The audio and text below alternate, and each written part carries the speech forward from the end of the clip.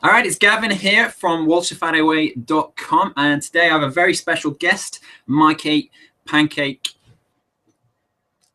How you doing there, buddy? I'm doing great.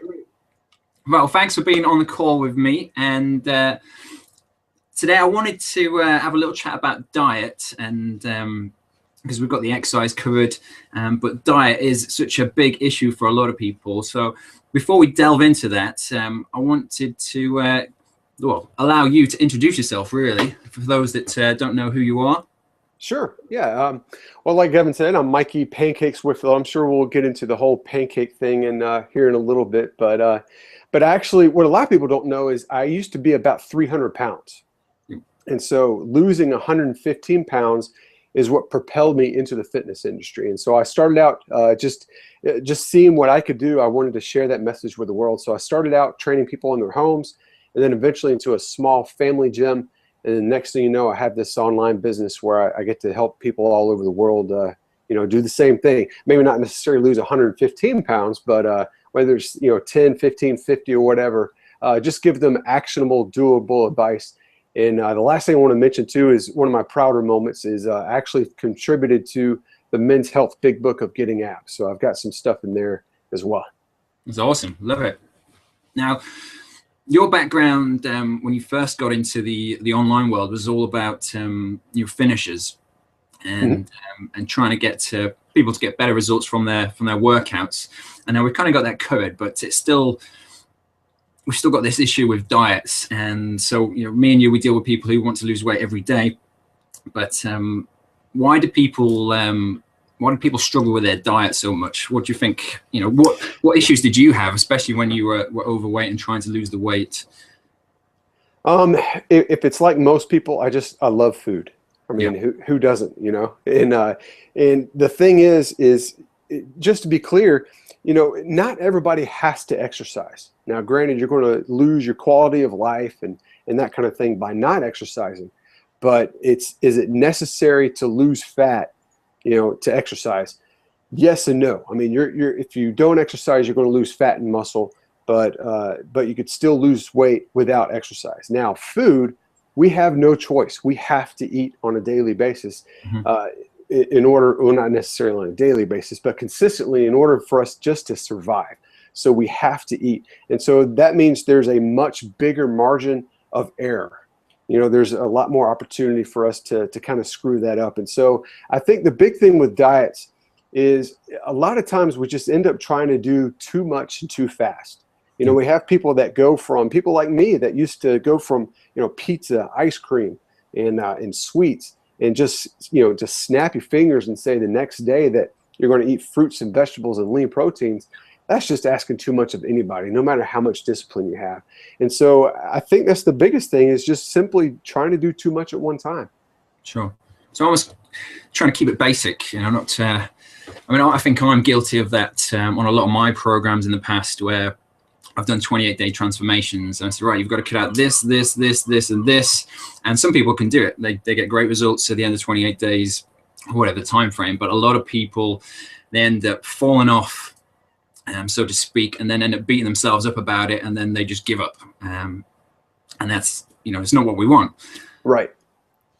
So sometimes it pays to keep things a little bit simpler, and perhaps even hang a carrot at the end of a stick, and give them maybe a cheat day, or allow them those cheat meals.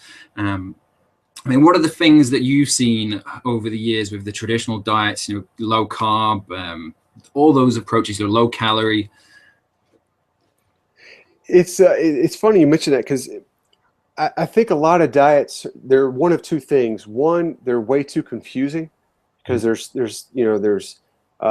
calculations you got to do. You got to only eat certain nutrients at certain times and things like that. So there's that, and then there's also when certain foods are eliminated entirely. And it's one thing to do it for 7 days, 14 days, 28 days to get a great jump start on your transformation and just destroy as much fat as you can, just to kind of get you motivated, and then kind of go into a long-term plan. But to do that for a long period of time, it's just, you're missing out on life, for one thing.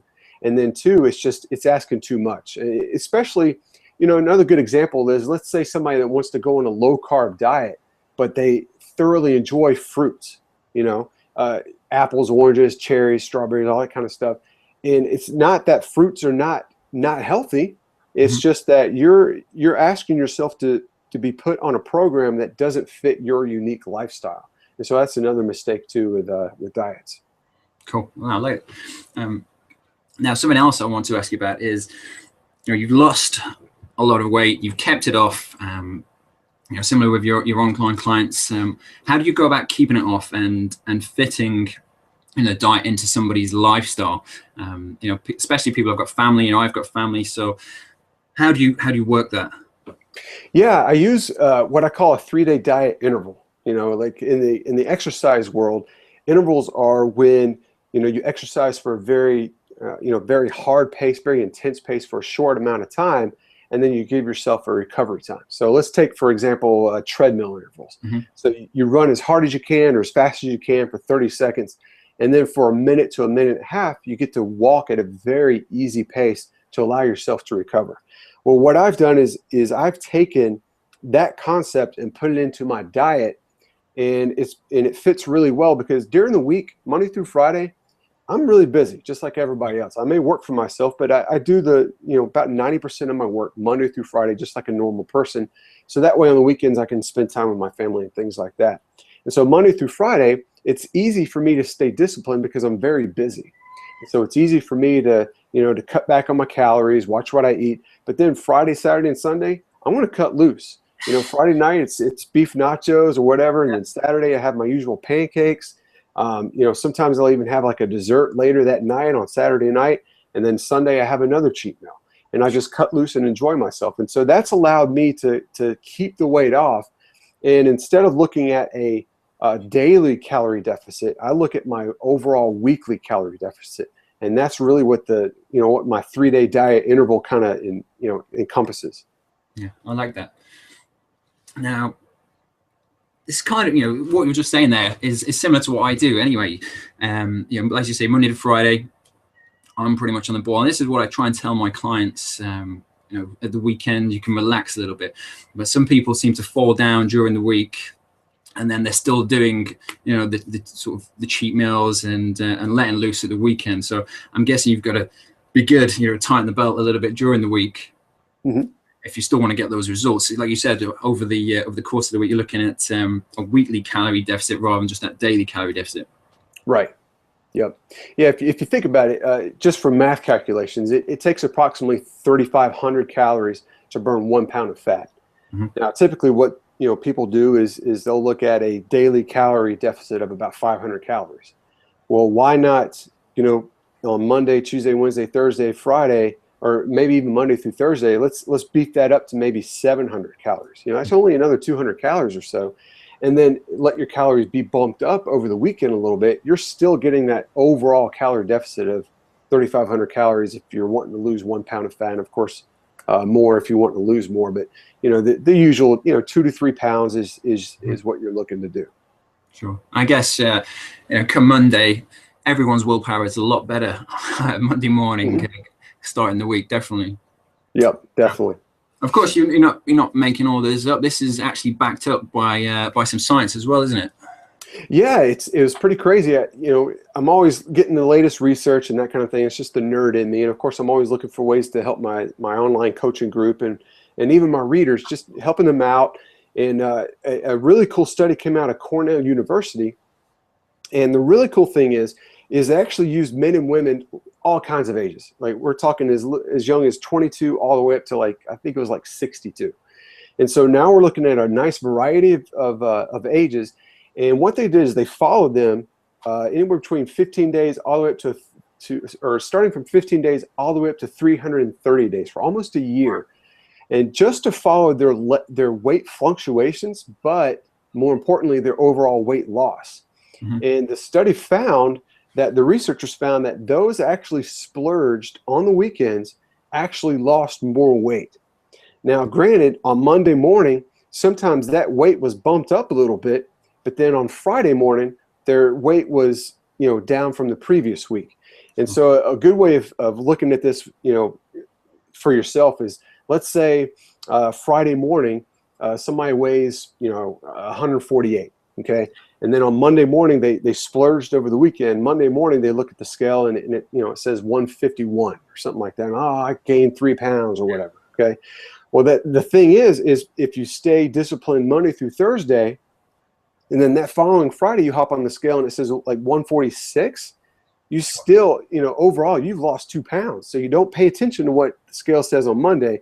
You see what it says on a weekly basis. And that's what pretty much confirmed my hunch as far as the way I was eating. And that just kind of, reiterated what I was trying to accomplish myself. Yeah, it reminds me, I've got a lady in one of my groups, and it was one of her cheat days of the week, and then she hopped on the scales on Monday. She's like, I've put on 2 pounds. It's end of the world.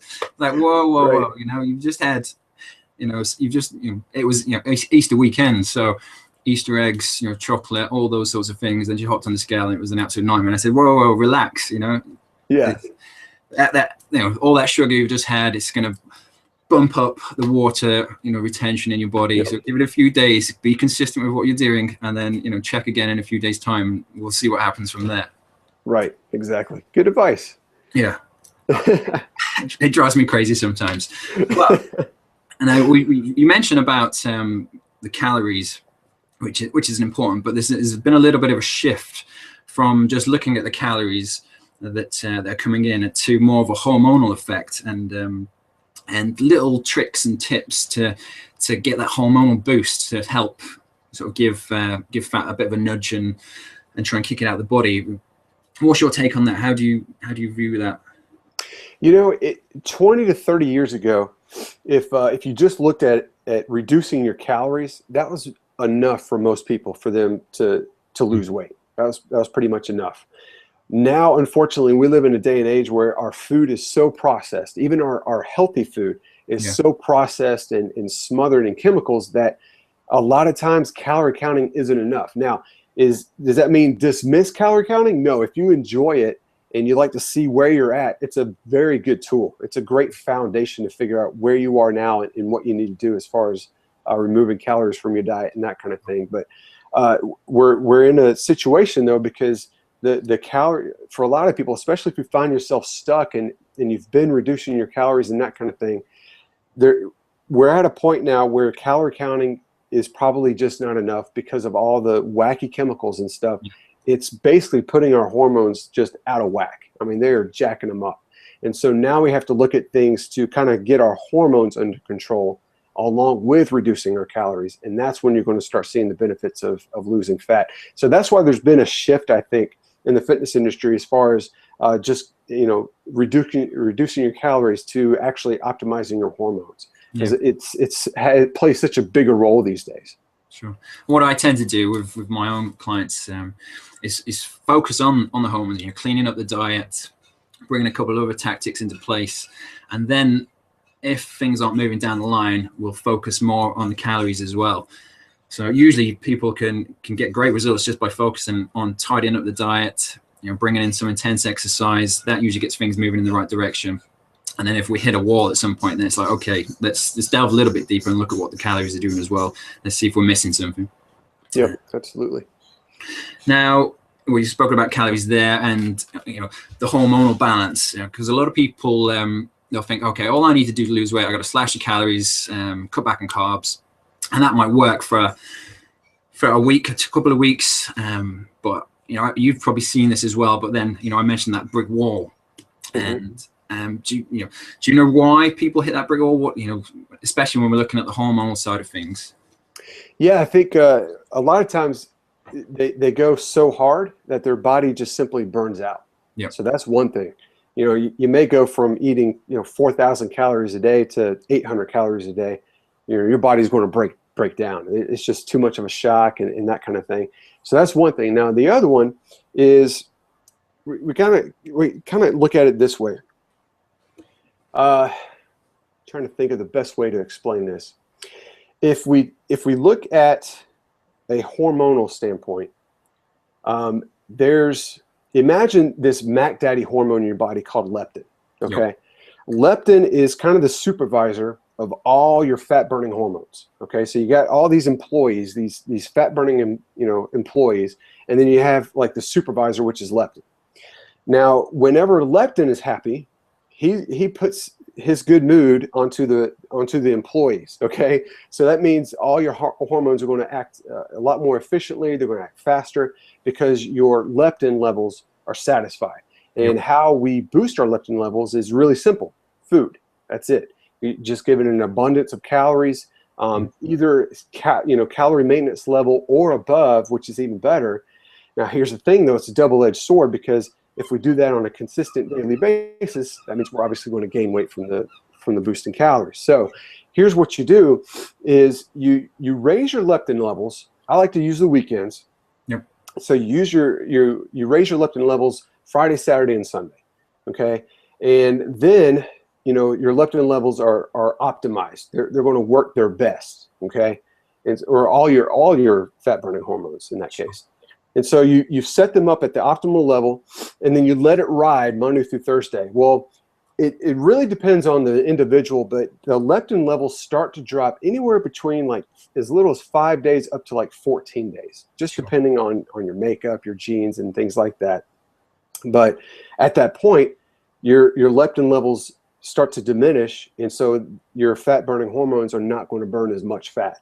And so now we have to give them kind of like a boost or a reset. And so that's what the weekends are for. So we boost our leptin levels, and then Monday through Thursday, as you're cutting back your calories, your body is still going to be burning fat as if you're feeding it all the calories that it wants, because your leptin levels are just simply happy. That's really what it comes down to. So that's pretty much in a nutshell is how using this little 3-day diet interval and how leptin levels, it gets a little more scientific, but that's kind of it in a nutshell. Yeah, I like it. I mean, what I say, I call him Larry Leptin. And oh, there you go. There you go. He brings a smack down if people start getting a little bit too crazy, dropping the calories down, and he's like, whoa, I'm gonna stop everything, and metabolism, boom, we're not doing any more until I get a pick me up. Yeah, you have to pay your supervisor with food. Now, you mentioned the diet intervals, but what is what's the structure? You mentioned you kind of go. Is it just you do kind of Monday to Thursday or Friday, and then just chill out on the weekend? Yeah, that's pretty much it. Like a Monday through Friday, like your first cheat meal is on Friday night, and then Monday through Friday you're disciplined. Now there is a little bit of calorie cycling and carb cycling in there, but I did it to where there's really no rules in place.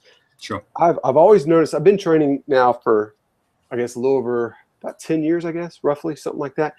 One thing I've always noticed is when I've had rules in place, the person would not stick to it as well. And right. So when you always give something some flexibility, so I didn't want to eliminate any kind of food during the week, none whatsoever. So that means you can eat gluten, you can go, without organic foods, things like that. You could certainly eat fruit, you could certainly eat carbs, you can certainly eat breads and things like that. But what we're going to do is we're going to cut back on those significantly during the week. And then that way on the weekends, we get to bump that up with your favorite bread. We're talking cereal, bread, pizza, and things like that. Yeah. So that's pretty much it in a nutshell. So there's a little bit of carb cycling in there, and but in a nutshell, you're very good Monday through Thursday, or actually Monday through Friday, all the way through Friday night, and then you get to have your cheat meal starting Friday night all the way through Sunday. Yeah. See, some people might be watching this and thinking, "Wow, this is like a major thing that's just happened here, because now I can enjoy my food at the weekend and not." Not get to Monday morning and think, oh, here we go again. So right. I think a lot of people watching this now will be like, okay, I'm not going to feel so bad if I indulge at the weekend now. Right, exactly. And that's one of the big things that I wanted to do was remove the guilt from your diet. Because once you remove the guilt from your diet, you feel amazing, because it's like this weight has been lifted off your shoulders. And again, it's not one of those things where you're going to lose 6 to 7 pounds week after week. This is more of a doable long-term approach. Yep. We're talking 1 to 2 pounds without exercise, and of course, if you exercise, we're looking 2 to 3 pounds a week of consistent fat loss, which it's very cool considering that you get to cheat every weekend. Sure.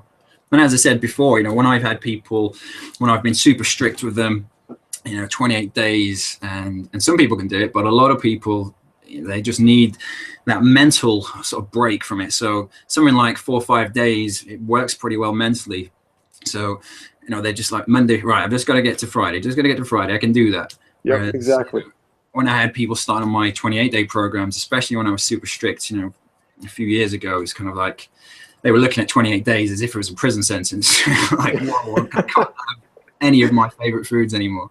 So I had to change things because I saw people were dropping off and things like that. So it's like, okay, this is what we're going to do now. We're going to add in these strategic days to, as I said, dangle the carrot in front of them. And I think as a maintenance sort of plan, or I've gone hard maybe, and now are looking for more of a long-term approach. I think this fits in quite well. And as what I kind of said earlier, is that this is kind of what I do. Now I know you do a few other things within your plan, and you're a big fan of intermittent fasting as well. Could you explain sort of some of the benefits of fasting? Yeah, definitely. And it's funny because I would say 5-6 years ago, I actually scoffed at the idea of fasting. I thought it was a fad. And now here I am practicing it myself, and I absolutely love it. As a matter of fact, I would say it's my #1 go-to when I train clients one-on-one. And of course, it even works with people with my online clients. But the benefits of intermittent fasting is, I would say the biggest one is your energy levels. Yep. When I skip breakfast, which is totally against the rules, right? When I skip breakfast, I have more energy than ever. It doesn't matter if I have just protein and fats. It doesn't matter if I have oatmeal, which is a slow-burning carb or whatever, fruit. It doesn't matter what I eat. Whenever I eat something, I end up getting a little sleepy about an hour and a half to 2 hours later. Whereas if I don't, I have more energy than ever. So as a matter of fact, today I'm going on closing in on looking at the clock here, about a 20-hour fast. And I feel fantastic. And I do that once a week. And so the benefits, one is energy. Two is, and I didn't know this until I read Eat, Stop, Eat by Brad Pilon. And it's the release of growth hormone that your body releases as you fast. Now, growth hormone actually aids in burning fat as well. And so it's like you get the benefit of reducing your calories, but on top of that, you're also releasing that growth hormone, which is going to help you burn even more fat. So there's that too. So, and then of course it's the world's cheapest detoxification program. Okay, because it's free. You don't eat anything, so you're saving money there, and you give your liver a chance to detoxify without dangerous pills and supplements and all that kind of stuff. And it just gives your body a natural chance to kind of give it a reset. Yeah. So you've got the calorie sort of reduction because you're not eating, and that hormonal shift again that we spoke about earlier. So it's kind of a two-pronged attack really, and I guess well, even free, as you mentioned there, it's a detoxification. You're reducing the inflammation. Your body can actually go to work on fixing things, down in your stomach and all that business. Definitely, absolutely. So yeah, I mean, fasting is definitely something I've used. I've got it in a few of my programs. And the thing is, a lot of people, when you say, right, you're going to fast, and they're like, what? So how do you deal with that? Yeah, it's actually another thing to learn from Brad Pilon. He's just a really smart guy, and he's just very down to earth. And one of the things that I heard him say that still sticks with me to this day is, don't look at it as fasting, but look at it as taking a break from food. Yeah, it's like, oh, okay, that sounds much more doable. It's the same thing, but it's much more doable. But what I always do is I tell people to take it one step at a time. So let's say somebody that wants to try the daily intermittent fasting. Sure. Okay, that's where you take a break from food every day for 16 hours. So in other words, you get to eat for 8 hours, and then there's a window of 16 hours where you don't eat. So you're basically skipping breakfast. So if your last meal was at 6 p.m. on Tuesday, then you don't eat again until Wednesday morning at like 10 o'clock. So that's a daily fasting. So if somebody is used to, say, they do breakfast at 7 a.m. and they do biscuits and hash browns, eggs, bacon, sausage, and all that stuff, what we're going to do then is that first week is we're not necessarily going to fast, but what we are going to do is we're going to replace that breakfast with a protein shake and some almonds. I want you to do that just for the next week. Okay, then the following week we're going to take away the almonds. And then the following week, we're going to take away the protein shake. Next thing you know, they're going to be doing daily intermittent fasting like it's an easy easy habit. Like it's so easy to do because they've kind of transitioned into that. And so that's actually what I've done with my program is, it's funny because when I just kind of put it out there for my own readers to try, you know, these little guinea pigs, one of the feedback was coming back was it was very difficult to jump into a fast. Yep. And so I thought, okay, I got to do something about this. And so I actually wrote in a 2-week, what I call a break-in period, where they do stuff like that I just explained, where they just kind of transition into the idea of fasting. So they don't even go into the diet-free weekends. They actually jump into this 2-week break-in period first and then go into it. And that way it kind of gets them accustomed to the idea of fasting. And of course, even then I came up with a plan B, because let's face it, intermittent fasting is great, but it's certainly not for everyone. Okay. So I actually put in what I call a plan B for those that don't want to fast. And it's basically just kind of like I would say more like a warrior style diet, where they eat very little during the day and then a lot at night. So that's kind of a plan B attack that I have in there as well.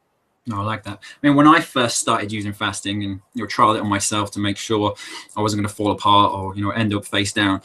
And, you know, I was fine. Absolutely no problems. They say lots more energy. You know, if anything, I noticed it was kind of more of a mental thing, especially when you first start. It's kind of like it's breakfast time or it's lunchtime. It's like, hang on, I should be eating something. Why am I not eating? You know, my stomach was absolutely fine, but it's just up here, kind of like, something's not right. Very good point. Absolutely. But, you know, if you keep yourself busy, and it kind of frees you up as well. You don't have to think about what to eat. Right. You kind of, you know, not thinking, oh, I need to choose this or this or this. None of that business. It's like, okay, I'm just fasting, and then I'm going to carry on. I mean, how do you, once they end the fast, how do you bring them back into food, you know, when they break that fast? I always encourage my readers you want to break your fast the same way every time. Yep. It's kind of like how, you know, you always get better sleep when you have like a nighttime ritual before you go to sleep. You want to do the same thing when you're doing fasting. So I recommend choosing something that you're going to break your fast with every single time, whether it's a protein shake and some almonds, or maybe it's, you know, an apple and some mixed nuts, or, you know, coffee, whatever it might be. Do the same thing every time. So that way you don't end up gorging, because if you end up fasting and then, you know, you're hungry and your fast is over and then you end up gorging, that totally defeats the purpose of your fast. Yep. So I always tell people to break your fast the same way every time. That makes sense. Makes total sense. Now, because the way you've set things up, it's quite an easy sort of plan to follow, sort of on a maintenance sort of scale. But what about the people who are exercising a lot? Do you do anything for those guys? Because it's a question that I get quite often. It's like, oh, I'm doing this sport, and I'm training, and I'm doing this and this, and then you say, oh, you know, I felt a bit flat. Yeah, no energy. Yeah, and I got that too. And so I recommend, it's different for everybody, but I would say the sweet spot is about 90 minutes before your workout. You want to take in some protein and you want to take in some carbs. And I actually like fruit, just because it's just easy. So I like to do, say, a protein shake and a banana. Now, if you're doing like these short, like 20 to 30 minute workouts, which that's what I do. I mean, my workouts are about 30 minutes. I actually do better when I don't have anything in my stomach. But as far as pre-workout, now if you're into sports, or if you're going to be working out for, you know, 45 minutes to an hour or whatever, you know, playing basketball or something like that, then sure, you know, you want to bring in some protein along with some carbohydrates, and that way you'll get fueled during your workout. So if you're supposed to be on a fasting plan that day, don't sweat it. You know, you don't want your performance to suffer, so certainly do that. Now, as far as post-workout, I think this is where people get things wrong. You know, it's funny. I hardly ever have a protein shake immediately after my workout. Yeah, I could practically hear people going, oh, you know, because we're ingrained, right? We're ingrained to think, okay, I just had my workout. Now I have to have a protein shake and a sweet potato, because that's just what I'm supposed to do. That's what the magazines tell me to do. The truth is, if you're either in maintenance mode or you're trying to lose fat, it's not even necessary to have anything after your workout, especially if it's just like a normal 30-minute workout. You're going to recover just fine. Now, if you find that your recovery is starting to suffer, then sure, you can bring in a protein shake, you know, pretty much what you what I mentioned as far as before your workout, Mm-hmm. you know, a protein shake with some fruit or something like that. But it's not necessary to have something right after your workout if you're trying to lose fat. Yeah. You're more than welcome to do that, but it's not necessary. Yeah, I totally agree with you. I've had people online asking me about protein shakes after their workouts. Like, well, what's your goal? Okay, you're trying to lose weight. Well, then don't worry about it. And then I've had clients, you know, when I first started training, a new client, she's rocked up with an energy drink, and it's like, well, you don't need that right now, you know. It just negates what you're trying to do. So, like, especially, I mean, guys with protein shakes, they go a little bit crazy. You know, if you're trying to bulk up and put on some muscle, then yeah, certainly that can help. But when you're trying to lose weight, and you know, the amount of fillers and sugars that are hidden in there, you know, it's just yeah, you don't want to force calories in. It defeats the purpose of you trying to lose fat. So sometimes we're so ingrained to have that protein shake, and especially protein shakes that are packed with fats and sugars and all that. But we end up putting in, you know, 300, 400, maybe even 500 calories or more right after our workout, which we just got done burning off. And so you're pretty much going to stay stagnant. And so a lot of times, you know, I'll tell people, you know what? I bet you if you took away your protein shake after your workout, you'll lose weight. Yeah. You know, their mouths will drop, but it's the truth. So it's funny you mentioned that. All right, we're almost about to wrap things up now. Much of what we've spoken about here, I know you've just created a plan kind of to help people, and you've tried it on your guinea pigs. And could you tell us more about that and where we can find that? Yeah, sure. Well, the website is called dietfreeweekends.com. And of course, it has the study there with a little more detail, like we talked about earlier, but it has a little bit more detail there. And plus some other cool stuff and facts, you know, within the article. And of course, that's where you can pick up the program as well. But that's where they can go to get more info about it. That's awesome.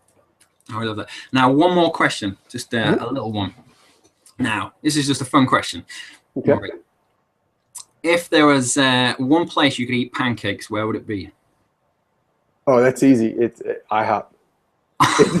People are like, oh no, you know what? Let me take that back. I love IHOP, but let me take that back. There's a place in San Diego called Mary Jane's, and it's right next to the Hard Rock Cafe hotel there. I don't know what they do to their pancakes there, but they're huge, they're fluffy, they're just amazing. So every time I go to San Diego, I have to go to Mary Jane's. But if I'm not in San Diego, it's the plain old IHOP. I love IHOP pancakes. Awesome. Well, next time I'm in San Diego, I will check that out. So guys, you know, you guys that are watching this, if you know, if you love your food and you're kind of looking to go into that sort of maintenance mode and try and lose 2 or 3 pounds every week, definitely check out Mikey's Diet Free Weekends. And Mikey, thanks for being on the call with me, and appreciate your time. And if there's anything I can do to help you out, just let me know. And guys, if there's any questions that you have, feel free to fire them over my way, and I'll ask Mikey too. Otherwise, yeah, definitely check out Mikey's website, dietfreeweekends.com. All right, Mikey, take it easy. I'll catch you in a bit.